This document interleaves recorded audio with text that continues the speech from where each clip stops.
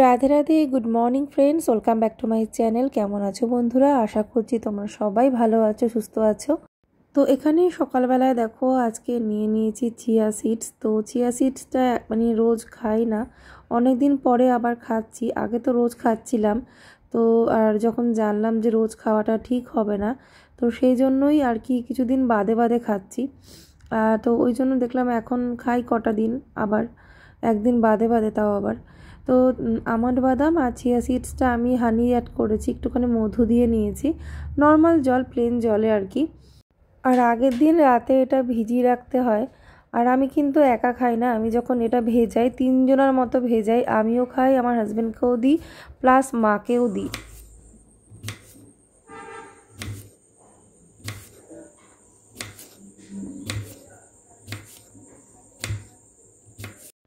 তো এবারে আমি ওদের টিফিনটা বানিয়ে নেব। এখন মোটামুটি 7টার কাছে বেজে গেছে। 7:30টার মধ্যে সব কমপ্লিট করে তারপরে ওদেরকে ঘুম থেকে তুলে দিই। কোনো দিন ওরা আবার একটু আগেই উঠে যায়। আর এখন তো একটু ঠান্ডা পড়েছে, মানে শীতকাল তো পড়েই গেল, তো এখন একটু ডেকে ডেকেই তুলতে হবে। তো আজকে আমি ওদের টিফিনে বানিয়ে দেবো স্যান্ডউইচ, তার জন্য শসা টমেটো এগুলো কেটে নিচ্ছি। তো পনির দিয়েই স্যান্ডউইচটা বেশিরভাগ বানিয়ে দিই ওদেরকে যখন আমি টিফিন বানিয়ে দিই, কিন্তু আজকে পনির নেই, তো সেজন্য শসা টমেটো চিজ এগুলো দিয়ে বানিয়ে দেবো। তো কিনারটা আমি একটু ফেলে দিই, মানে সাইডটা, ব্রেডের সাইডটা ফেলে দিলে স্যান্ডউইচটা ভালো হয়, আর একটু বেলায় খেলেও অসুবিধা হয় না, নাহলে একটু শক্ত ভাব থাকে আর কি। বাড়িতে যখন ওরা খায় তখন আমি এরকমই গোটা ব্রেডে বানিয়ে দিই, তখন আর ওই সাইডটা ফেলে দিই না। তো এখানে আমি একটা ব্রেডে মেয়োনিজ মাখিয়ে নেব, আর একটা ব্রেডে আমি সস মাখিয়ে নেব। আর এই যে মেয়োনিজটা আমি ব্যবহার করছি, এটা কিন্তু পিওর ভেজ মেয়োনিজ, এর মধ্যে কোনো রকম তো এগ তো থাকবেই না, সাথে কোনো রকম গার্লিকও নেই। তো একদম পিওর ভেজ মেয়োনিজ, এগুলো কিন্তু এখন অ্যাভেলেবেল, মানে যে কোনো শপিং মলেই পাওয়া যায়। তো দেখো এখানে এবারে আমি সসটা দিয়ে নিচ্ছি অল্প করে। আর এখানে সসের পরিবর্তে তোমরা অন্য কোনো, যেরকম পিৎজা সস বা অন্য কোনো সসও ব্যবহার করা যেতে পারে। আমি নর্মালি যে সসটা ব্যবহার করি ওদের জন্য, এমনি যেটা নো গার্লিক নো অনিয়ন কিষানের যেটা টমেটো সস, সেটাই আমি ব্যবহার করছি। তো এখানে এবারে দিয়ে দিচ্ছি শসাগুলো, পাতলা পাতলা করে স্লাইস করে নিয়েছি, আর তারপরে টমেটো দেব।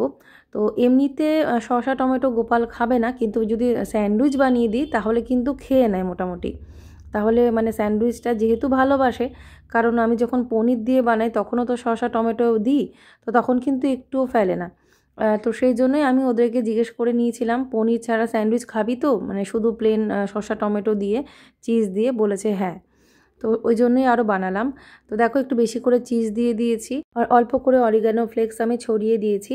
তো আরেকটা জিনিস আমি ভুলে গেছিলাম, যেটা হচ্ছে চিলি ফ্লেক্সটাও কিন্তু ছিল, তো সেটা আমি ভুলে গেছিলাম। সেটা আমাকে পরে মিষ্টু বলছে যে মা চিলি ফ্লেক্স দিতে পারতে, চিলি ফ্লেক্সের একটা প্যাকেট ছিল আলাদা, তো নতুন এনেছিল, তো ওটা না আমি একদম ভুলে গেছিলাম। তো আমি বললাম বাবা ভুলে গেছি, পরের দিন বানিয়ে দেবো। তো দেখো এখানে এবার আমি এই স্যান্ডউইচগুলোকে সেঁকে নিলাম, একটু ঘি দিয়ে সেঁকলাম আর কি, ঘি বা বাটারে সেঁকলেই হলো আর কি। তো একটুখানি টাইম নিয়ে সেঁকতে হবে, অল্প মানে লো ফ্লেমে আর কি। তো দেখো এরকম ক্রাঞ্চি একটা ভাব হবে ওপর দিয়ে। আর এটা আমি না ওই যখন চাকুটা ব্যবহার করি তখন একটু অসুবিধা হয়, কিন্তু যখন এই খুন্তিটা দিয়ে যখন সাইজ করি সুন্দরভাবে সাইজটা হয়ে যায়। তো এখানে দেখো আমি একটা দিচ্ছি এক্সট্রা শুধু জ্যাম দিয়ে। তো এটা আমি জাস্ট দেবো মিষ্টুকে, একটা পিস দিয়ে দেবো জাস্ট, আর গোপালকে একটা পিস ওই বাড়িতে খেতে দেবো, কারণ ও যেহেতু স্মল ব্রেকটা হবে, তো স্মল ব্রেকের টাইমে ও কী খাবে, তার জন্যই ওকে এই জ্যাম দেওয়াটা দিয়েছি, আর একটা বিস্কিট দিয়ে দিয়েছি সাথে, কারণ ও তো ফল খাবে না, কারণ ও মুসম্বি লেবু একদম পছন্দ করে না। জুস করে দিলে খাবে, এমনি লেবু খেতে চায় না, কোনো রকম লেবু জাতীয় খাবার ওর পছন্দই না। তো ওই জন্য আর কি ওকে ফল দিতে পারলাম না বলে ওই একটা মানে ব্রেড জ্যাম ছোট্ট, আর একটা হচ্ছে বিস্কিট দিয়ে দিয়েছি স্মল ব্রেকের জন্য।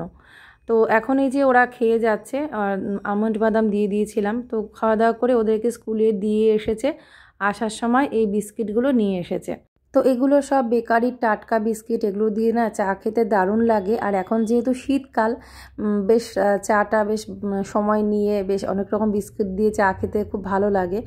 আর শীতকালে চাটা কিন্তু সত্যি একটা দারুণ একটা এনার্জেটিক জিনিস, চাটা এনজয় করতেও ভালো লাগে। তো সেই জন্যই আর কি এই বিস্কিটগুলো সব নিয়ে এসছে অনেকগুলো। তো ওকে যদি কোনো সময় বলি যে বিস্কুট নেই ঘরে, 1 প্যাকেট মাত্র বিস্কিট আছে, শুধু থিন রয়েছে, আর তো কিছুই আনছো না কদিন ধরে, ব্যাস এই একটা কথা বললেই হলো দোকান উঠিয়ে নিয়ে আসবে, কতগুলো বিস্কুট এনে বলবে নাও কত বিস্কুট খাবে খাও। মানে আসলেও সময় পায় না, আর আমি তো এইসব দোকানে যাই না, বেকারিটা অনেকটাই দূরে, তো নিয়ে এসছে। তো ওই জন্য যখন থাকে না তখন সত্যিই কয়েকদিন হয়তো 2 দিন হয়তো সেরকম বিস্কুটই খেলাম না। তো বেশ ভালো ভালো বিস্কিট এনেছে, এগুলো সব কিন্তু এগলেস। অনেকে ভাবে যে বেকারি বিস্কিটে এগ থাকে, কিন্তু এগুলো সেই বিস্কিট না, সেগুলো আলাদা। তো দেখো তার সাথে ফুল এনেছে। আজকে যেহেতু বৃহস্পতিবার, বারটা মনে হয় তোমাদের প্রথমে বলিনি, আজকে বৃহস্পতিবার পুজো দেব, তো তার জন্য ফুল নিয়ে এসছে।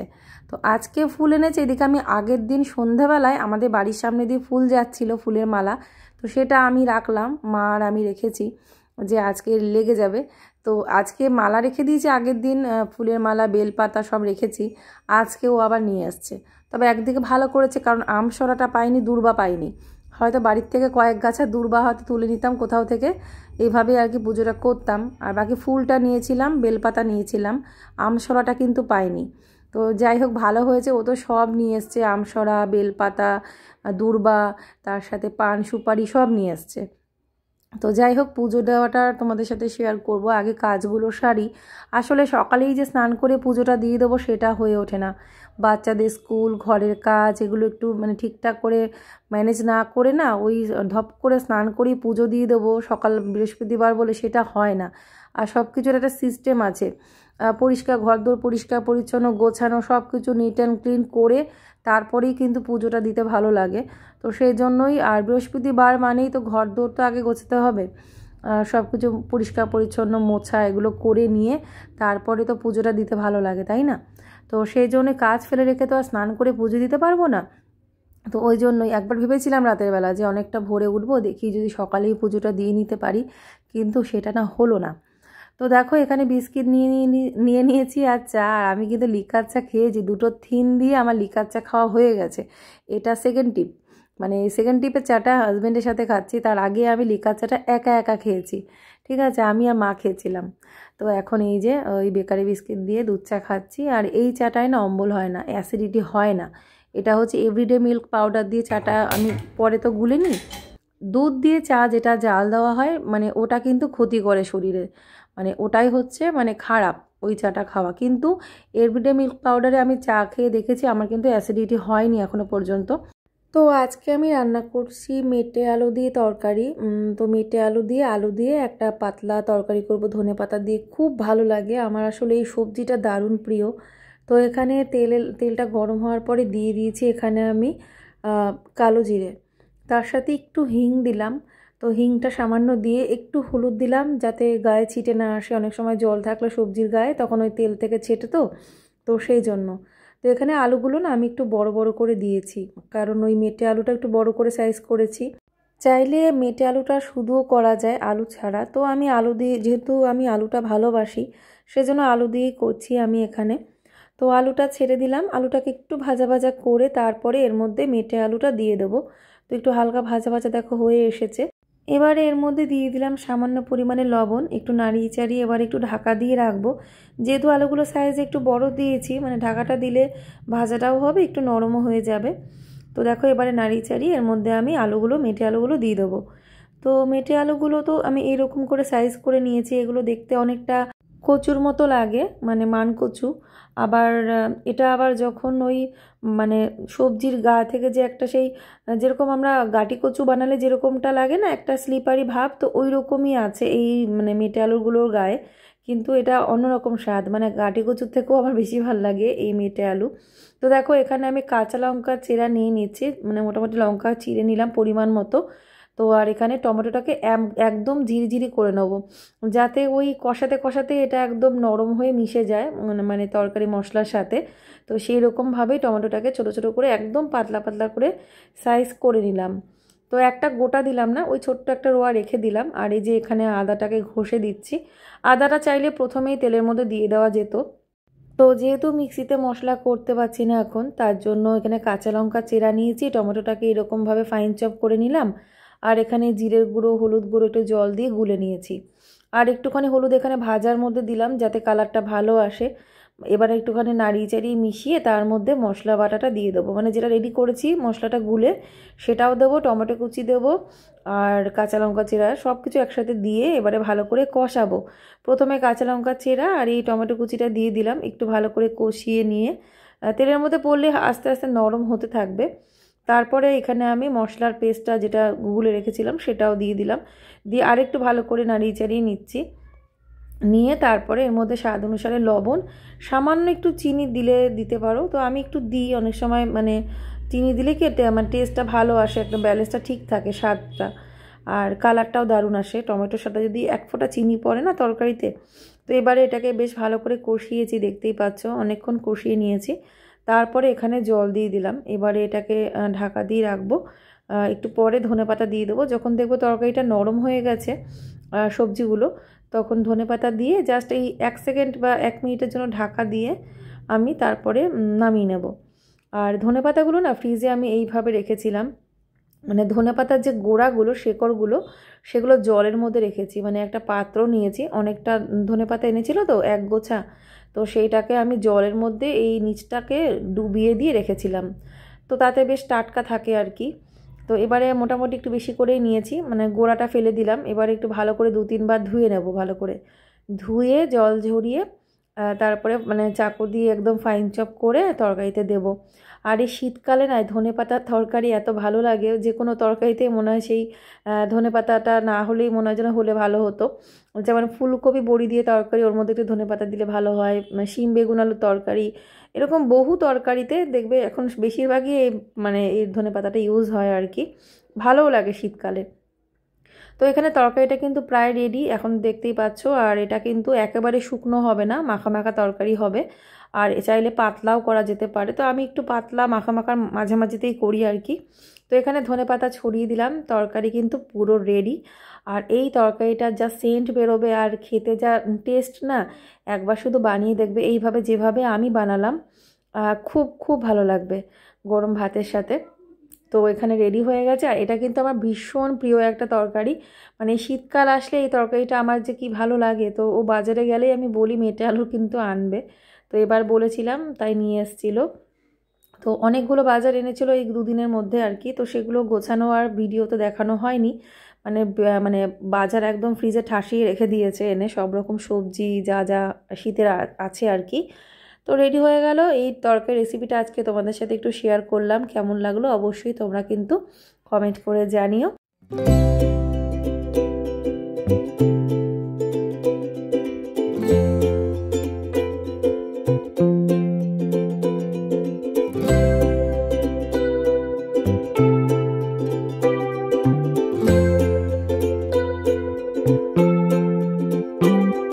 তো এবারে আমি স্নান করে শান্তি মতো মায়ের পুজোটা দিচ্ছি, মা লক্ষ্মীর পুজো, আর বৃহস্পতিবার করে তো মাকে স্নান করাই। তো দেখো এখানে আমি গঙ্গার জলে ফুল, তার মধ্যে একটুখানি অগুরু, চন্দনের জল সব দিয়ে মিশিয়ে সেই জলটা দিয়ে মাকে আমি স্নান করালাম। এবারে মাকে ভালো করে মুছিয়ে নেব, নিয়ে একটা শাড়ি পরিয়ে দেবো, মানে প্রতি সপ্তাহে শাড়িটা চেঞ্জ করে দিই। তো এই শাড়ি, 2টো শাড়ি তো কেনা হয়েছিল লক্ষ্মী পুজোর সময়, আর একটা শাড়ি না একটু বড়োর মধ্যে ছিল যেহেতু, তাই পরাতে পারছি। তো আমার মা লক্ষ্মীর জন্য কটা শাড়ি কিনতে হবে, আরও 2-3টে মতো, তাহলে না ভালো হবে আর কি। তো এখানে লাল শাড়িটা পরালাম, আর এত ভালো লাগে না, আমার এইটাই ছিল একটা শখ যে আমি মা লক্ষ্মীকে না সুন্দর করে সাজাবো, মানে শৃঙ্গার করা যেটা বলে সেটা আমি করতে পারতাম না। আগের মা লক্ষ্মীটা একদম ছোট ছিল তো, সাঁচের মা লক্ষ্মী, শাড়িই পরানো যেত না কোনো রকম। তো যাই হোক, সেই মা লক্ষ্মী তো আমার আছে, আমি রেখে দিয়েছি মানে ভালো জায়গা, যেখানে আমার ঠাকুরের সব জিনিস আছে ওখানে আমি ধূপ দ্বীপ দেখাই, প্রদীপ দেখাই, সব করি। তবে হ্যাঁ, আমার এটা খুব শখ ছিল যে আমার মা লক্ষ্মীকে বেশ সাজাবো মনের মতো করে, সুন্দর করে শাড়ি পরাবো, সিঁদুর পরাবো। তো সেইটা না আমার কিছুতেই মানে হতো না, পারতাম না। তো সেটা হয়তো মায়ের ইচ্ছাতেই পূরণ হয়েছে। তো এখানে দেখো আসনটাও কিন্তু আমি পাল্টে দিলাম, কারণ বৃহস্পতিবারে কিন্তু সিংহাসনটা ভালো করে পরিষ্কার করে নিয়ে আসনটাও পাল্টে দিই। আর কালকে না আমি সমস্ত ঘর এটা সেটা যা ছিল সব নামিয়ে আমি পরিষ্কার করেই রেখেছি। তো এই আর কি। তো এখন এই যে আসন, নতুন আসন বিছিয়ে তার মধ্যে মাকে এখন বসিয়ে দিলাম। আর এই যে আমার মা লক্ষ্মী একটু বড় হয়ে গেছে সিংহাসন অনুযায়ী, সেজন্য না মানে দূর থেকে মা লক্ষ্মীকে অনেক সময় একটুখানি মাথা নিচু করে দেখতে হয়, বা দূর থেকে দেখা যায়, কাছ থেকে মনে হয় যেন কিছুটা অংশ দেখা যাচ্ছে না সিংহাসনে বসানো অবস্থায়। তো পরে ইচ্ছা আছে চেঞ্জ করে নেব, এখন যেমন আছে চলুক। তো দেখো এখানে সমস্ত ফুল আর এখানে যা যা লাগে, ধান, তারপরে কাঁচা হলুদ, হরিতকি, সুপারি এগুলো আমার ঘরে স্টোর করাই থাকে। তো আর এই যে এখন ঘরটা এঁকে নেব। আর এবার না জানি না ও জবা ফুল, এক গাদা জবা ফুল নিয়ে এসছে, তো ওই জন্য সিংহাসনে আমি জবা ফুলটাই বেশি দেবো আজকে, কারণ অনেক ফুল হয়ে গেছে, অলরেডি ফুল নেওয়া ছিল, ও আবার ফুল এনেছে, প্রচুর ফুল। তো তো দেখলাম জবা ফুলগুলো তো থাকবে না, গাঁদা ফুল তাও থাকবে, সেজন্য সব জবা ফুলগুলো আমি নিয়ে এসেছি, অল্প করে গাঁদা ফুল এনেছি, আর বাকি দোপাটি ফুল এটা সেটা টুকটাক আছে, এই দিয়ে পুজো দিচ্ছি। তো প্রথমে তো আমি ঘরটা এঁকে নিলাম, তারপরে আমসরাটায় 5টা পাতায় ফোঁটা দিলাম। এবারে আমি পানের মধ্যেও একটা সিঁদুরের ফোঁটা দেব, আর কাঁঠালি কলাতেও দেব, তার সাথে সুপারিতে, মানে প্রত্যেকটা জিনিসে সিঁদুরের মানে ফোঁটা মানে লাগিয়ে নেব। আর আমি যে মানে আলাদা করে একটা ওই বাটা দেব, পান সুপারি যেগুলো দিয়ে দেয় না, আলাদা একটা বাটা দেয়, দেখবে একটু তেল দেয়, একটু সিঁদুর, পান, একটা 1 টাকার কয়েন, তো এরকমভাবে দেয় আলাদা বাটা। আমিও না কদিন দিয়েছিলাম, কিন্তু আমার এই মা লক্ষ্মীর যেখানে বসিয়েছি জায়গাটা এতটাই অল্প যে আমি আলাদা করে একটা বাটা দেব না, সেটা আর হয়ে ওঠে না, তো অসুবিধা হয় আর কি দিতে। তো ওই জন্য দেখলাম থাক, আমি যেভাবে ঘট আগে পারতাম ওইভাবেই পাতি। তো জলের মধ্যে হরিতকি, কাঁচা টাকা, 1 টাকার কয়েন, হরিতকি, হলুদ দিয়েছি, আর কয়েক গাছা ওই মানে ধান দিয়ে দিই, কয়েকটা সরি। তারপরে আমি ঘটের মুখে আমসরা, পান, তারপরে এই কাঁঠালি কলা, দূর্বা, সুপারি, মানে 1 টাকা না, 1 টাকাটা জলে দিয়েছি, গঙ্গার জলে, আর পান সুপারিটা দিয়েছি, তার সাথে কাঁঠালি কলা, দূর্বা, এই সব কিছু দিয়ে ঘরটা সাজালাম। এবারে ঘরটা বসিয়ে দেবো, নিচে কিন্তু ওই বেলপাতার উপরে একটু মাটি, ধান এগুলো দিয়েছি, আর দূর্বা এগুলো দিয়েছি, তার উপরে ঘরটা বসাচ্ছি। তো প্লেটটা আমি আর দিতে পারি না, তার কারণ প্লেটটা এখানে ধরে না, মানে ঘটের নিচে একটা প্লেট দিলে ভালো হয়, যেখানে প্লেটটা ধরে ওখানে আমি গণেশকে বসিয়েছি যেহেতু।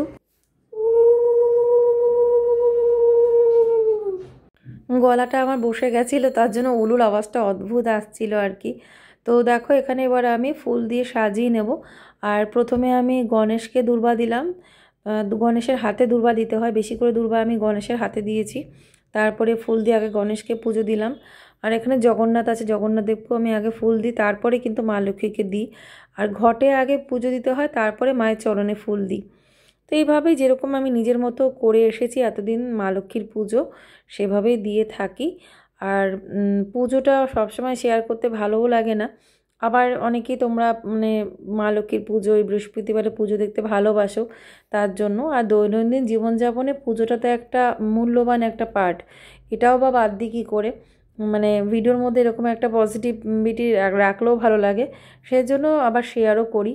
তো যাই হোক, দেখো জবা ফুলে ভরে গেছে, সবাইকে তো জবা ফুল দেওয়া যায় না, ঘটের মুখে দিয়েছি, আর বজ্রমুড়িকে পুরো মালার মতো সাজিয়ে দিয়েছি জবা ফুল দিয়ে, সিদ্ধিদাতা গণেশকে দিয়েছি, আর জগন্নাথদেবকে দেখা যাচ্ছে না, জগন্নাথদেবকে আমি তুলসী আর ফুল দিয়েছি।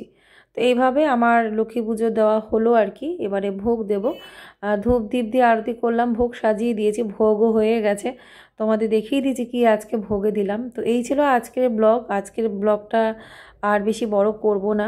তো এই যে ভোগে দিয়েছি কলা, নকুনদানা আর গঙ্গা জল, আর এই যে আজকে জবা ফুলটাই তো বেশি, ওই জন্য সিংহাসনটা কীরকম লাগছে ভরা ভরা জবা ফুলে।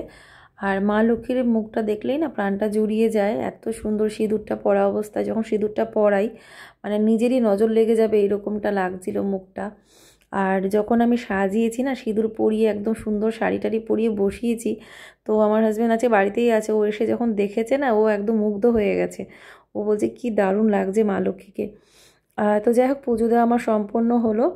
আর ভিডিওটা আজকের এই পর্যন্তই রইল। তোমাদের যদি আমার ভিডিওটা ভালো লেগে থাকে অবশ্য করেই একটা লাইক কিন্তু করবে, সাথে সাবস্ক্রাইব করো যারা এখনও সাবস্ক্রাইব করোনি। আর আরও একটা নতুন ব্লগ নিয়ে এরপরে চলে আসবো। আজকের মতো এখানেই টাটা, বাই বাই, সবাই ভালো থেকো, রাধে রাধে।